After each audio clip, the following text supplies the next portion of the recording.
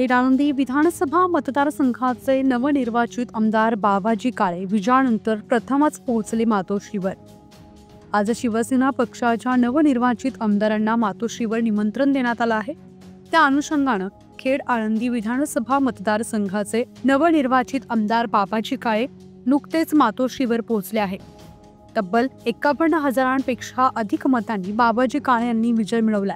मातोश्रीवर गेल्यावर विधान परिषदेचे विरोधी पक्षनेते अंबादास दानवे यांनी बाबाजी काळे यांचं कौतुक केलं।